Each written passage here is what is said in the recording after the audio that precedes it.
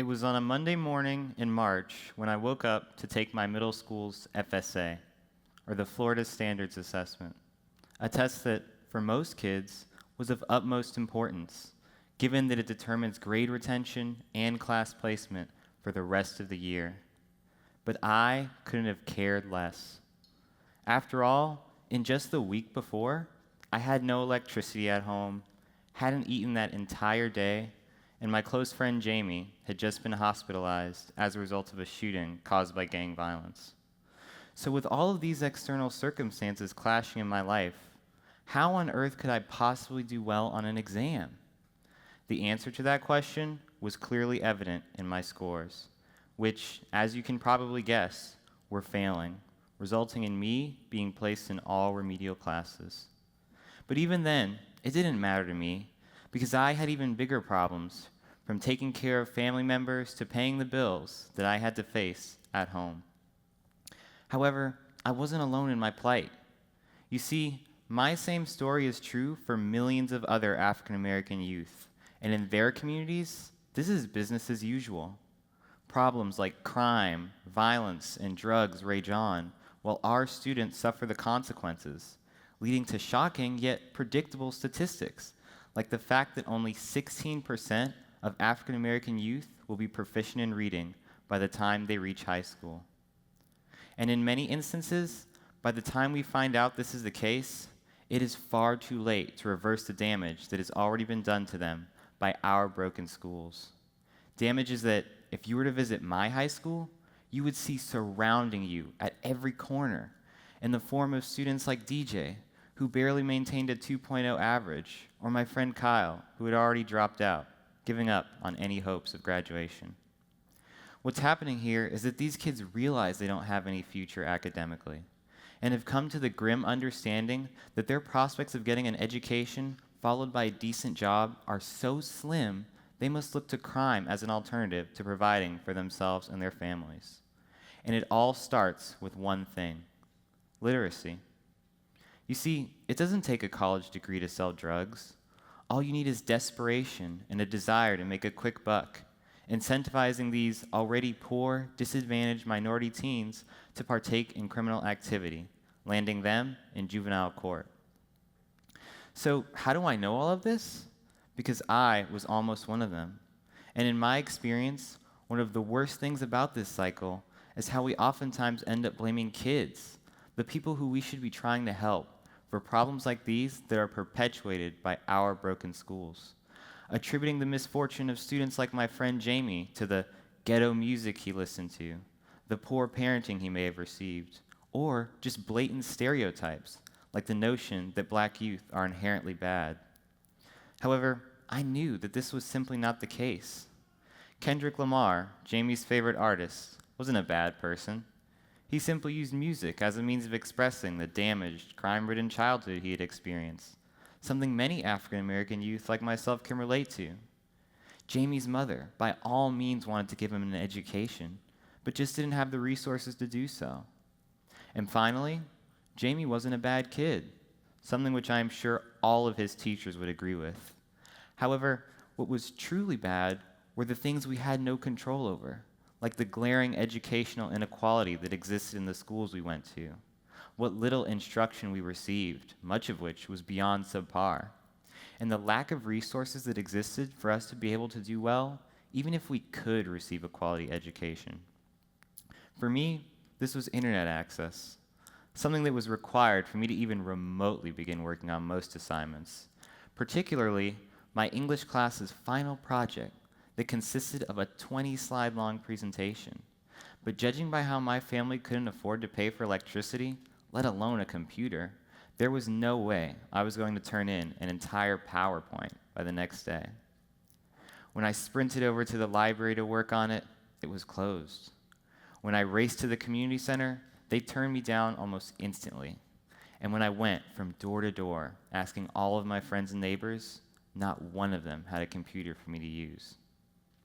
It was at that point that, having exhausted all of my options and breath, I should have just given up, knowing that I had tried my best, but nevertheless feeling defeated.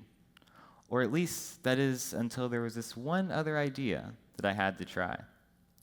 Refusing to allow my circumstances to deter me, I went to extreme lengths, walking all the way to Best Buy, which was miles away from my house, in the middle of the night, just to fulfill my promise to finish that PowerPoint. And this seemed like a pretty good idea at the time, until it started raining. So, soaked and dripping wet, I arrived, and despite all of the confused stares I received, somehow managed to finish that PowerPoint. And that is the story of one of the very first A's that I had ever gotten. Now, while this small anecdote may be shocking to you, this is sadly something most young people from my neighborhood are all too familiar with. However, when placed in the same circumstances, many of them wouldn't or even couldn't have gone to this extent for a mere letter grade, because they have even bigger problems to deal with. And contrary to most teachers' belief, they do not have the same 24 hours in a day to do what I did. From having to take their time to care for younger siblings, to working to support their families, this concept that everyone has the same 24 hours is quickly eaten up by the challenges of the real world. And it is obstacles like these, from the absence of support services in schools to the lack of resources like internet access in minority communities, which act as the mechanism by which African American youth are flushed down the school-to-prison pipeline. And while it is clear we must address all of these other problems as well, what is the one thing we can start doing now to solve them all? Well, judging by how 85% of incarcerated African American youth cannot read, literacy, something that is determined at as early as 3rd grade, is clearly the root cause of the problem. And we can begin to address it by treating it like a leak which we must patch as early as possible if we ever hope to prevent these kids from reaching our juvenile justice system. For the longer we wait and allow it to continue to drip, the further our most at-risk students fall behind and the more prone they are to crime.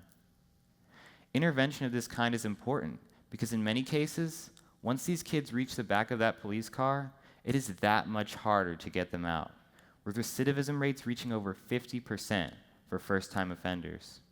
Yet this is where most resources in our juvenile justice system are focused, something that is reflective of how we are only willing to invest in these kids when the problem arises. I say this because I wasn't always the person you see on this stage today, and there was someone who intervened in my own life and helped fix my literary leak before I could have ever reached that point. That person was Miss Martini, my middle school teacher, and when I first met her, I was doing poorly in even the remedial classes I was placed in as a result of my unprecedentedly low test scores. But despite this, she never gave up on me, forcing me to go to my school's weekly tutoring sessions and constantly monitoring my grades via surprise checks that I hated. Despite our love-hate relationship, though, this was the first time I ever felt like a teacher actually cared about me and had understood the circumstances I had been through without immediately labeling me with stereotypes, like that I was lazy or had poor time management skills without context, when, in reality, there was so much more to the story. And we set a high goal. She didn't want to see me with just one A on a single assignment. She wanted to see me with a 4.0 GPA. When I first heard this, I knew there was absolutely no way this was going to happen. And after going home that day, I went right back to slacking off.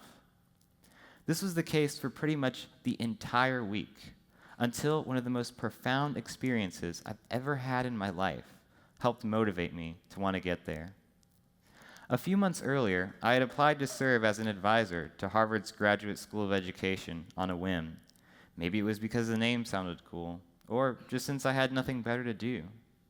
No matter the reason, the day I received that letter of acceptance, something sparked inside of me and made me realize that perhaps I was capable of achieving educational excellence. After all, they had selected me of all people, and that maybe my personal experiences made me an even better candidate to raise awareness for this issue. My time there changed me, and is what made me first think about all of the disparities that exist in our education system now, something that was reflected in my own life as well. So, for my Youth Advisory Board project, my classmates and I worked to found Hear the Youth, an organization that works to provide other students like ourselves the same opportunities I had to have my voice heard in my school system. Now, we have met with Chartwells to discuss hunger in schools. 2 of our teens are the only young people to serve on the City Task Force on Safety and Crime Reduction. And on a more personal note, we have had the opportunity to meet with Dr. Green, the superintendent of all Duval County Public Schools, who, as a result of my story, has pledged to provide internet access for students countywide. Now, back to that pesky GPA. The road to achieving academic excellence wasn't easy. It took many treks to different Best Buys and libraries, countless sleepless nights, and an unimaginable amount of effort. But in the end, it was all worth it, because now, as a 4.0 student who will graduate a year early with both a high school diploma and associate's degree, when just a few years ago I thought college was impossible, I am setting an example for other Black teens to break free from the predetermining chains of illiteracy, along with the subsequent incarceration that ensues it. Thank you.